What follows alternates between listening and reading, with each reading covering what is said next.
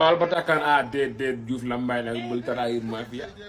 sama copain kii nag sama xarit la lool affaire bi daal jaaxal na ma Diouf Lambaye Diouf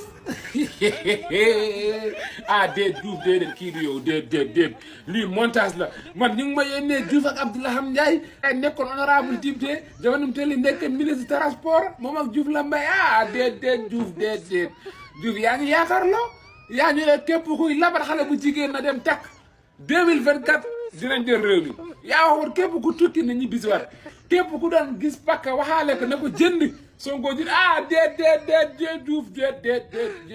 Diouf yax yi nag yax yi nga doon wax Diouf mbaa di yax yi nga doon déet Diouf Lambaye déet lii moom du yow déet li iyaala chat GPT la iyaala partagé dégg naa gars yi de rek Diouf daa dem coalition jëm déet Diouf dafa dem goo fa dem déet nangu ba loolu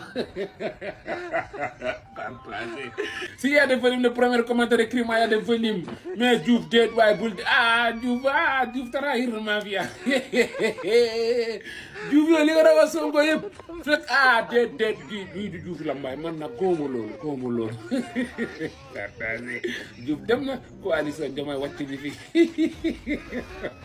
non Diouf di dem coalition Diomaye kaay leeral xam naa nag dina ko leeral incha allah si kattane la mbaam depuis boobu ba léegi gaa ma yónnee vidéo ñu ne Diouf Lambaye daa dem ma ne leen déet Diouf damul mais affaire bi daa mel ni sama xel ñaaw na ci léegi garaaw nañu déglu Diouf dinañ ko woon ak incha allah si kattane la mbaam ñu xool ba xam Diouf daa seen nit yi yax yi wax la